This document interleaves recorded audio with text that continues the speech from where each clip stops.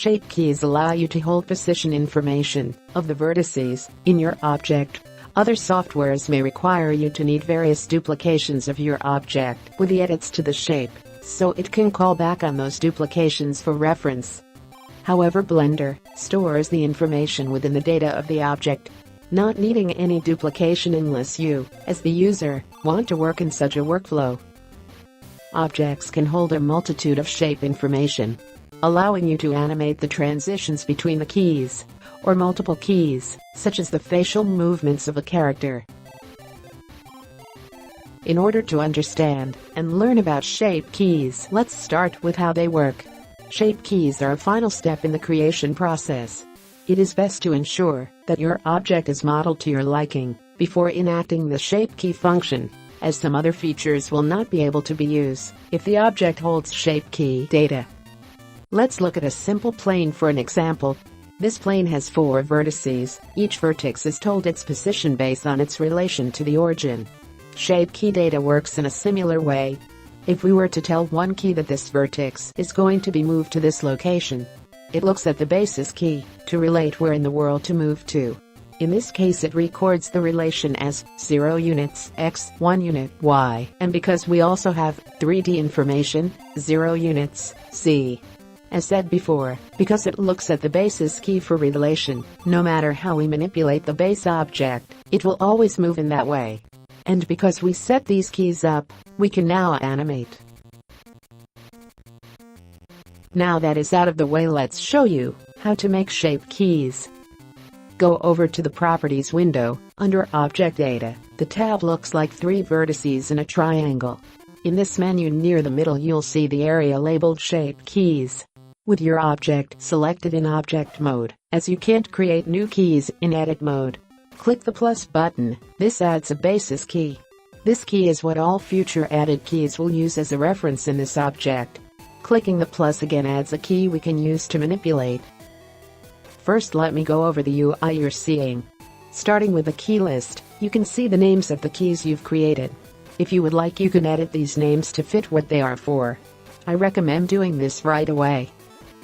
Alongside the titles of the keys are icons. These eyes will hide the key's transformation to the object. At the bottom of the list you can find a small plus. This will open a search bar. With it, you can search for the key in the list. This is needed because when you make a professional list, you'll have anywhere between 20 to 50 keys. It's typical to have 1 key per muscle movement. To the left of the list you can see the Add and Remove. I think you would know these by now. Below Remove, you can find a drop-down to apply functions to the key you currently have selected. Below the list you have the Relative checkbox. Clicking this lets you decide if you want the keys to track changes based on relation to the origin or the basis key. I don't recommend unchecking this, as it limits your options. Next we have the pin. This pin will toggle between always active, showing you the current key's transformation at a value of 1, leaving it off will only apply based on the value below. The one next to this is to toggle the transformation in edit mode. It works like the following, to allow you to compare your edits with that of another key. The X will reset all keys to a value of 0. One thing to be aware of, as of version 2.79, this will not be recorded with automatic keyframes. If you did this for a quick reset in an animation, you will still need to go up the list to initiate the recording of a keyframe. Now finally onto the info boxes, the first being the most important. This is the weight value. It tells Blender how much to apply the transformation. An easy way to think of this is with an equation. Vector times weight. Back to the examples. If our edited vectors were 1, 2, 3, in relation to the basis, 0.5 will only bring that halfway because 1x times 0.5 equals 0.5. 2y times 0.5 equals 1. And 3z times 0.5 equals 1.5, which is exactly half of the vector points. Below the weight value we have a range selector. This allows you to change the maximum or minimum of the weight value limit. Again, thinking in the formula given will allow you to know how your key will react if you were to set it to any value. The last bit is the vertex group selector, which only applies the key to any vertices in a group selected. And the shape relation, where you can tell it to change in relation to another key. Now let's get editing. Your object you want to add shape keys to is selected and you have two keys added, the basis and the new key. Select the new key, then go into a mode of your choice to change the position of the vertices. This can be either edit mode, which I will be using, or sculpt mode. If you do this in sculpt mode, please ensure your edits don't add or remove vertices. It shouldn't add or remove by default. However, just look to see if Dine Topo is left unchecked. With it off, it will only use the vertices you have on the mesh to deform. I'm going to turn on proportional editing with the connected setting. As well, I'm going into the Tools menu to turn on symmetry. This feature will only work if your object is mirrored on the x-axis, meaning the same number of vertices to center. Let's make the character blink. Normally you would want to set more than one key for something like this, so you can control the lid separately. Zooming in on one eye, in edit mode, let's start with the lower lid. For realism, the lower lid will not raise very much to meet the upper lid. Selecting a line of vertices, leaving the corners of the eyes unselected to allow folding. I scale on Z to my liking. Switching into side view to move and rotate along the curve on the eyeball.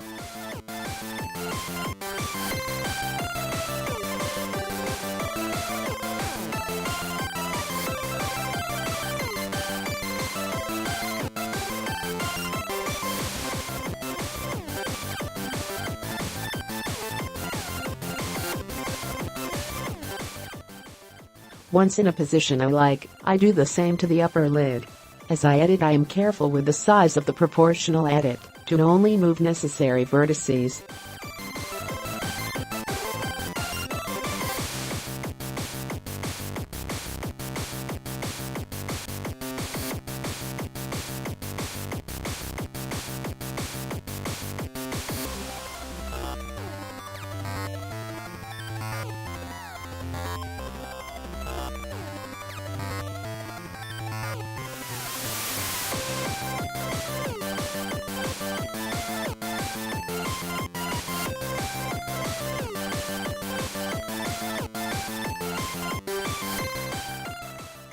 When I am done, I go into object mode and play with the slider looking for anything to fix.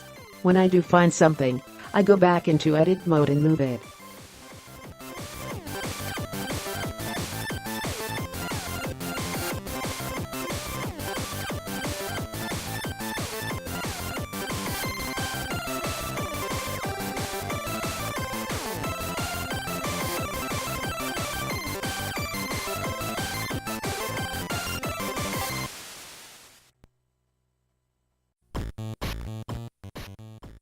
It helps to change camera angles and to look at the mirror side to find areas to fix.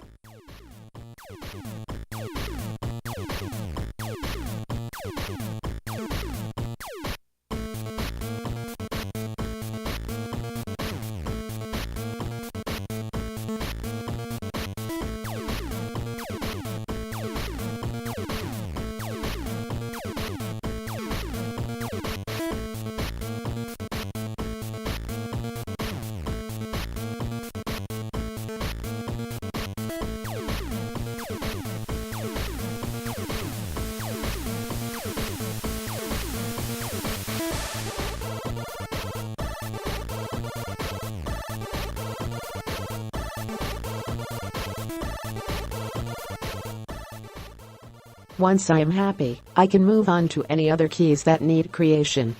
I have gone through and made some more keys. When you two are ready to animate, you can do the following. Open a new window in Blender, set it to Dope Sheet Editor. The drop menu on the options bar will have a shape key editor. In this mode you will see all the keys in a list, with a slider next to their names. This is the easiest way to animate. Scrub to a point in the timeline, then move a slider. The animation key will automatically get placed.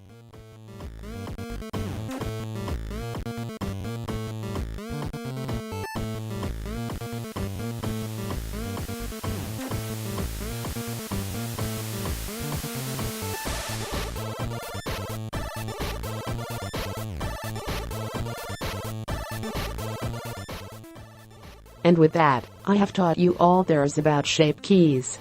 Except how to animate with drivers, but that's a subject for another video. Thank you for watching. Please be sure to subscribe and join the Discord. If you have any requests for what topic you like to see covered, leave it in the comments. If you would like to have your own tutorial or time-lapse featured on this very channel, check the submission link in the description. You will now see 2 suggested videos. The one on top is what YouTube thinks you would like. The bottom is what we at the Blender Discord have suggested based on this topic.